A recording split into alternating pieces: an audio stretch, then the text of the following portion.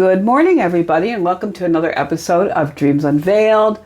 I'm your host, Daun Whittaker, co-host Melissa Salazar, and we are here to show you that your dreams can heal, can change your life, can really help you to navigate through what's going on in your waking hours. Yeah. It's pretty cool. It really shows subconsciously what's going on. Absolutely. And you got to love this stuff. I mean, it really is. You know what? I love doing puzzles. I think that's why I love doing Right, it's dream like a little interpretation. mystery. It is. Yeah. I mean, definitely it's wonderful that we have the background of what's going on, but still, it's what's going on in there? Wait a minute, I'm Thelma and you're Daphne. Is that how that works? Oh, yeah, I love Daphne. Yeah, let's do that. Okay. Anyway, thank you for tuning in today. So today, our dream comes from Lisa in Albany. And this is a very interesting dream. And it seems like we're getting, some themes.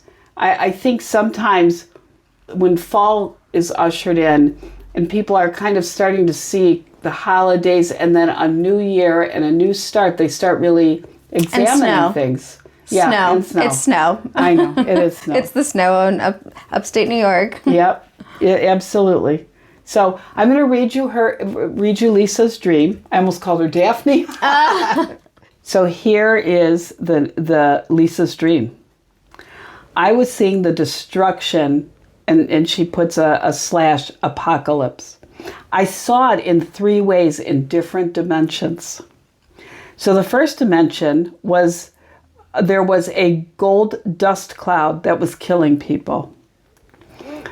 I went into another dimension, and there were people laying in 5 inches of water. Most were dead, but I saw 2 older women, pink sweaters, and they were still breathing. I mean, this is really quite fascinating to read. My head's already spinning this is great. Then I was transported to another dimension, and this one had a huge, I only know how to talk with my hands, sorry.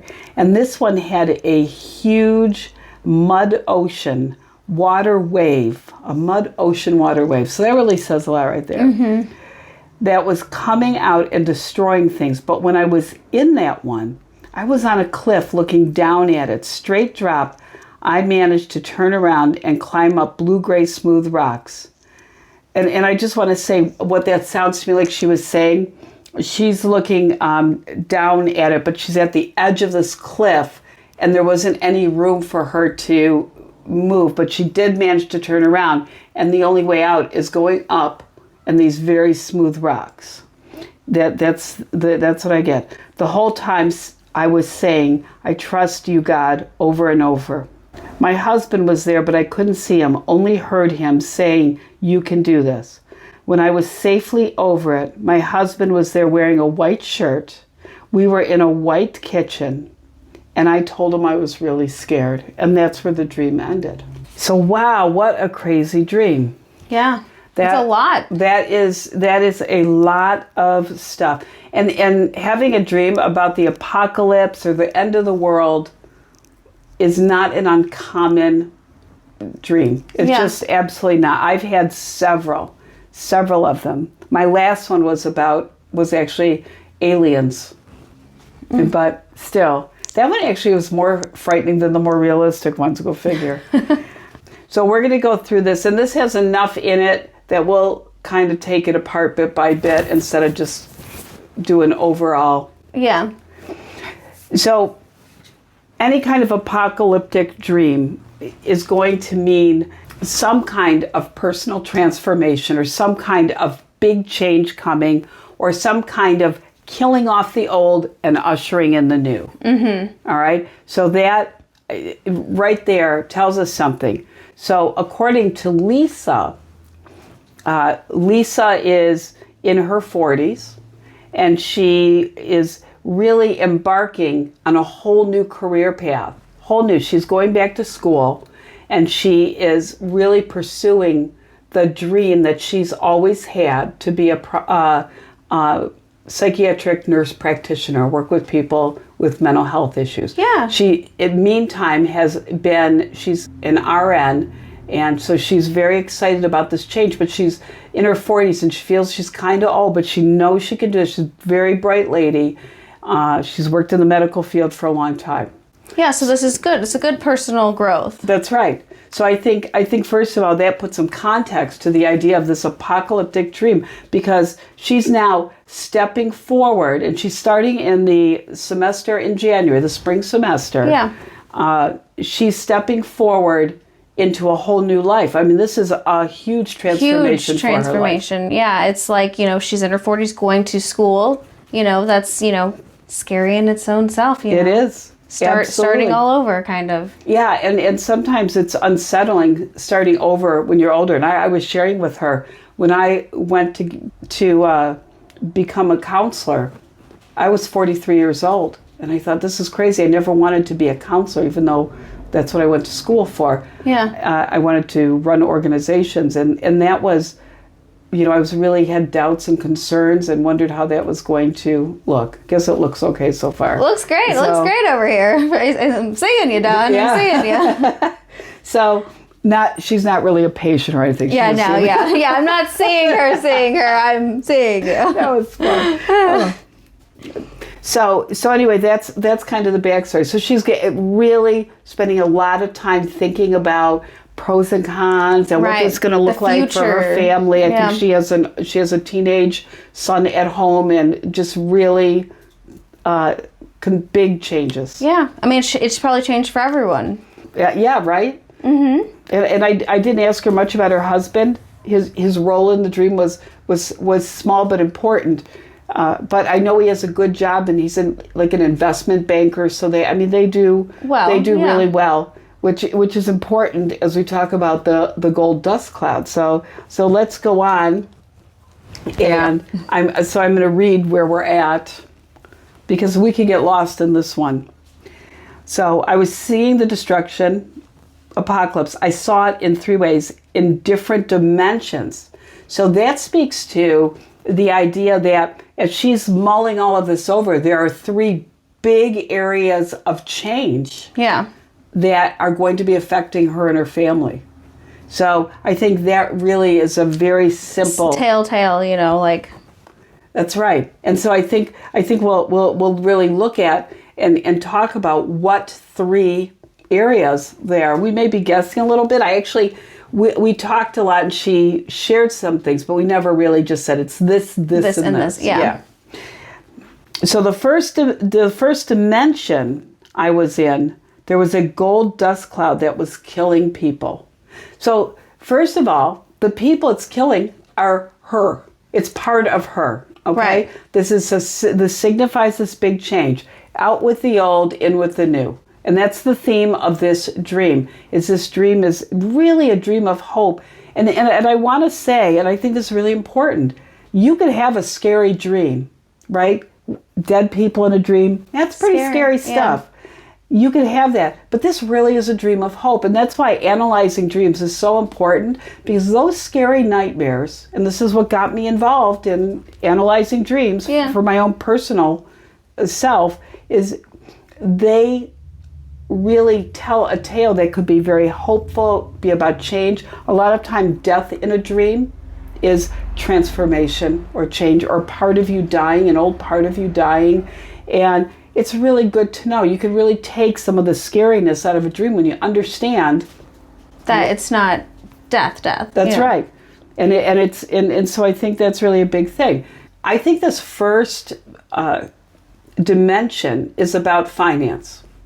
Obviously it's all about family, but it's about finance. Her husband makes really good money, but she has been for quite a while an RN at the hospital, one of the hospitals in Albany, and doing, very well in her own right. So I think that her stepping away in January from work just to do school is frightening. I mean, that is scary, but it's exciting. Right. I mean, these are new opportunities. She'll be making more money doing something that she really loves, once she finishes. But it's all scary and new. It is. And there's a possibility she may get a little depressed by it, because when your whole identity, when you've been working for more than a decade, in some field and it's really your identity and it's who you are, it's really hard to give that up. But she's pursuing her dream. This is where she wants to be. Yeah. She did not have the opportunity to go this far when she... Well, she has a teenage son now, so he must have been, a little kid then. That's right. She had to put things on hold, and she just, is so happy to be doing this. And she loves being a nurse, but this is where her heart is. Yeah. I think she told me she had a brother who had severe mental illness. I think he had schizophrenia, and he was lovely, though. He was really lovely and just a wonderful person, but he really had struggles with mental illness. With all of that. Yeah. And so this is where her heart is. And how beautiful is that? Yeah. So here is the second dimension. I went into another dimension, and there were people laying in 5 inches of water. Most were dead, but I saw 2 older women in pink sweaters, and they were still breathing. So this is pretty amazing, because let's talk about dead people laying in 5 inches of water. Yeah. I would believe that they were laying face down, but we really have no evidence of that, but that's what it sounds like. Yeah. And so we know water is emotional. Water is your emotions and all about your emotions.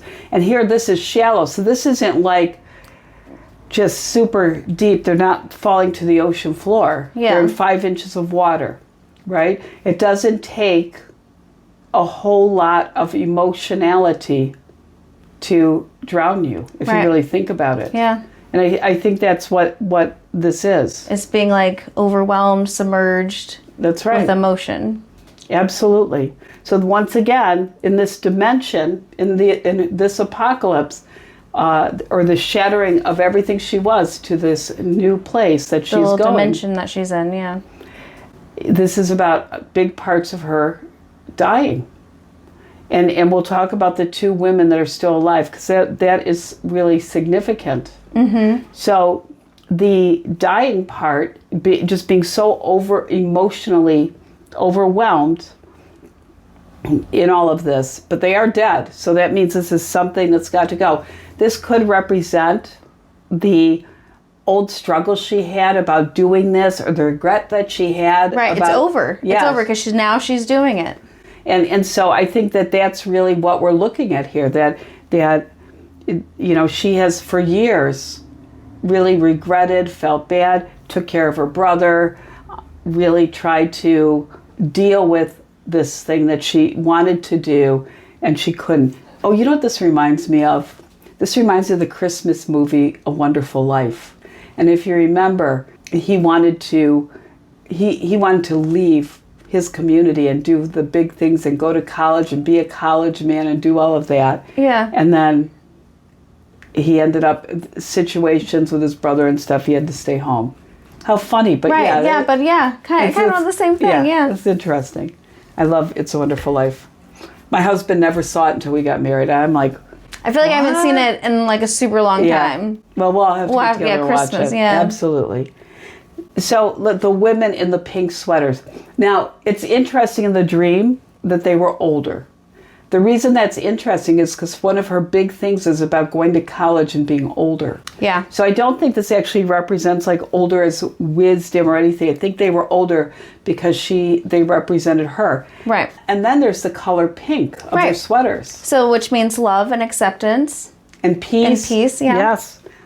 It's a really great thing. And so what does that show? That shows a lot of hope. Yeah. So because these 2 women also represent her. And they're the ones breathing.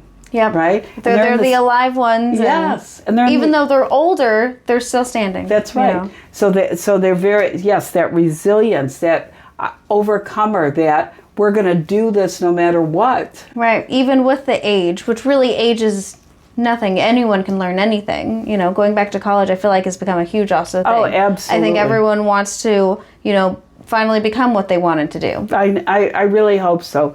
I have never really worked a job that I didn't love. And I know a lot of people can't say that, but they should be able to. Yeah. So this is us encouraging you to follow your dreams. There's always a way. And trust me, I never thought I would be able to get into college because of finances. And I was on my own at such a young age. And just didn't think there was a way. And then God put me in touch with people that knew. Led you on the right path. That's right. And it was beautiful. And I'm so glad that I had that experience. But, the interesting thing is that there were 2 women, not just one, which may mean that it actually represents 2 different sides of her, maybe like the emotional and the pragmatic, or it's probably some kind of a look at herself, a perception of herself, but that it's all on the same accord. That yes, we're doing this. This is exciting. Right. New adventure. It's going to be okay. Right? Everything. So I think the second one is really her reconciling with the fact that I can do this. Yeah, like she's standing with herself. That's right. So the first one was the family finances. This one I think is really her really feeling. Accepting it. That's right. Yeah. I'm going to do this, and I'm going to do this well.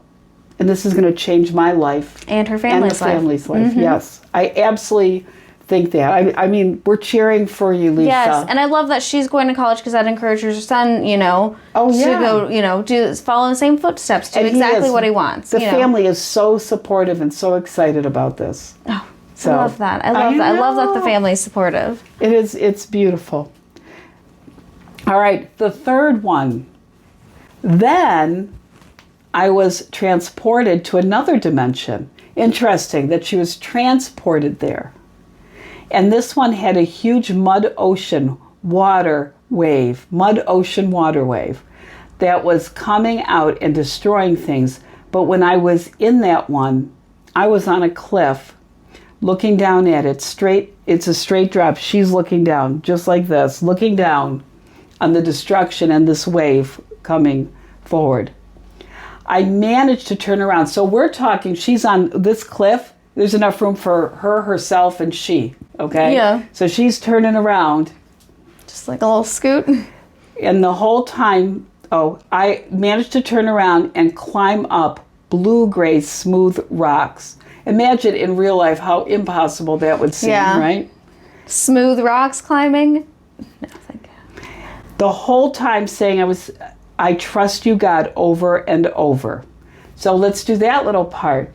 So here she is. So first of all, she's transported. She is brought to a place. So basically, this is her really taking a look at her life and the life she's built so far, right? She's really looking. She's seeing some destruction and some, and that could be regret. That could be, means. It could be just about anything. Yeah, living in fear. Living in fear is no way to live. No. It is absolutely no way to live. That is destructive. Living in fear. So, and it could seem like a cloud, cloudy, like muddy water, That's right. So the dust cloud, the cloud, uncertainty, all of that kind of thing, the whole idea of the cloud. Now we have muddy water. So we have emotional turmoil and all of that kind of thing. Yeah, muddy, unclear. So she's really seeing this, but she's not in it. Right. She's from up here, But she's on this very small ledge. That ledge implies she could be in it at any time. One wrong move, right? And she could be in it. She had to be transported over it because there's no way to get there. So she's really recognizing this one reminds me of Scrooge now, where that does. Yeah. It really does. So she's turning around, and there are these very smooth rocks, and that implies that this is not going to be an easy climb. Yeah. It's like climbing a rock wall in the rain. It's not going to be...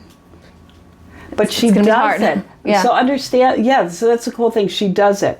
So the rocks, these smooth rocks, hard to go up. So really we're looking at this as an obstacle for her to get what she wants. So I think that notion right there is her really examining, especially for her family, because the blue one definitely, she has the support of her family. She's really resilient. She's really hanging in there. Basically, this whole dimension this is not going to be an easy journey. No. It's going to be a lot of work. It's going to be very difficult. And so this is her, I think, questioning, am I up to the task? Right. And we think you are, Lisa. You are. But we recognize it's going to be hard. It is. This is going to be hard. So then the gray rocks are really that uncertainty and that once again, that emotionality, those real concerns. Right, and the anxiety of not knowing. Yeah, all of that. And the blue rocks are really that focus, really that spirituality. She was talking to God. Yeah. In the previous. And it goes from gray to blue, as she goes up, right? Is that how it is? I didn't get okay, that so it's just gray and blue. I think it was just kind of hodgepodge together, which would make sense because you're back and forth and back and forth. Yeah. But it could be, and that would make sense too. Yeah. Right? That you have to get over all of those hurdles to get to where you're going. So I think that focus on spirituality, that real strong sense of faith that she has. Right. She was saying, I trust you, God. Yeah. Just putting it all, taking her fear and putting it into faith. Absolutely. And so that is the rock climb right there. This is what school's going to look like. This is what I'm imagining. Yeah. And it's so funny. This is really her imagining because she's not in school yet. Right. It's all the preschool stuff, all the before it happens. And it's so funny. I've counseled a number of people that were going back to school, and one of them came in because her anxiety was off the charts because she started her master's program. Mm-hmm. And I said, when you get there, when you're actually doing it, you're not going to be anxious about it. Anxiety is dread for the future. Yeah. Just chill a bit. Be in the moment. That's be in right. the moment. And then, she came back like 3 weeks after she started. She goes, yeah, it's great. I love it. It's not anything. It's not even as hard as I thought it was going to be. So, that's how that works. But right now, the unknowingness is probably just it's eating at her a little bit, Literally. And she's like here and here, back and forth, which would be a normal thing. Mm-hmm. So, and I think this one is really the hope for the family because let's move on, right? And the idea that she was able to pivot around on that little platform and really. Yeah. Even though it's like a small little thing, she still turned. She did. And she's like, I'm going to do this. So that's that decisiveness coming against that indecisiveness that the gray represents. All colors mean things in your dreams, just so we're I feel really, like small details, like, like anything that, like the pinks and... So I'm going to read this is the end of this dream. It's really kind of interesting. So she's, so the whole time saying, I trust you, God, over and over. She could hear she couldn't see her husband, but she could hear him. And she only heard him saying, you can do this, when she was climbing up those rocks. And that's that idea of support. Yeah, that she knows that, she's doing this for them and she has their support. That's right. I mean, he's not going to be walking down the hall in college with her, but knowing that, he's there. Absolutely. When I was safely over it, my husband was there wearing a white shirt. So she's done with when the apocalypse ends now. He's in a clean shirt. He's wearing pure. white. We were in a white kitchen, and I told him I was really scared. So white, what does white mean in a dream? White really represents light, purity, all of that kind of thing. It tends to be a clean, pretty positive, clean, very positive environment. And then we have a kitchen. Now, the great thing about a kitchen, once again, and this isn't the first time we've hit, kitchens, we've had a previous dream with a dining hall in it. We've had, food is a big deal in dreams, but the idea of nourishment, we're talking about, not just nourishing our bodies.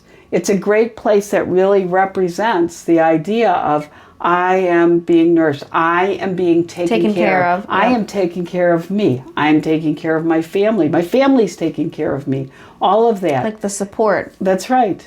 And so the white is just that light and just that real positive place. In other words, it is the epitome of I'm going to get through this. I have gotten through this. This really is. I got through this. Right, and I think she's going to have no problem when she goes to school, but it's the beginning, just the nervousness of getting there.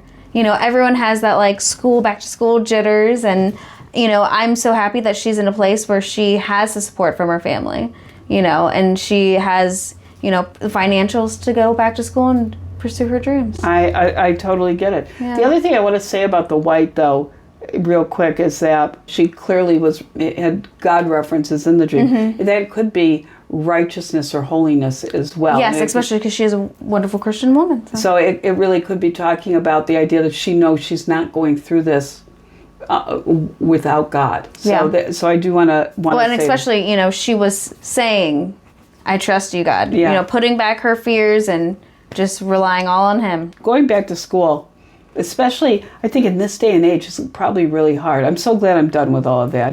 Technology is crazy, too. I School's know. not the same. Even, I have a high schooler, and her high school experience is completely different than mine.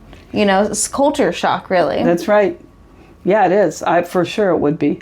So the part about at the end where she says, I'm scared, that's a beautiful thing, because what that shows is she's very vulnerable. She is accepting the fact that this was a scary journey, too, right? That this is so scary, and she's okay with sharing that this is just absolutely so scary, but it's just this kind of acceptance, right? That it's okay. I can be afraid, but know that it's fine. That's right. Yeah. It's like her, past events that are just, that had scared her, because she's over it. Remember when this rock she climbing, turned around. It's done, right? She has finished this. She's going to college. That's it. It's done, and it's going to be great. And so really, the fear was about all the past events that led her to get there. That's right. And now it's just an acceptance. This is my past. Yeah. And my future looks very bright. Yes, I'm so excited for her. I'm so excited. Awesome. We really love all of these dreams. And once again, I want everybody to notice how the dream is really working through a problem. It's not just presenting information. It's really working through. Right, and it's funny, because it's presented as kind of like a scary dream, apocalypse, scary clouds and things like that. But really, you're right. It just works its way through. That's right. It's fantastic. So I urge you, when you do have something really frightening like this, you need to really recognize what in me needs to die. What in me is this dream pointing to requires change. And if you do have nightmares, by all means, send them to us. Yeah, they might not actually mean a nightmare. And very rarely they do. Dreams@daunw.com, dreams@daunw.com. I really encourage you to do that, and make sure you add in whatever's going on in your life at the time, so that we'll contact you if we don't have enough info. Yeah, small or big, you never know what's really going on. No, and not only small or big dream. Yeah. I mean, we did a 10-second dream. And there was actually so much in it. Oh my so gosh, much in it. That was really surprising. So I really want you to be very thoughtful about, the nightmares. And when you wake up from a nightmare and you're afraid, I want you to remind yourself, this means something very different, and I'm excited to find out what it means. Yeah. So with all of that, I hope you all have a great day, and sweet dreams tonight. Like and subscribe. Bye. Bye.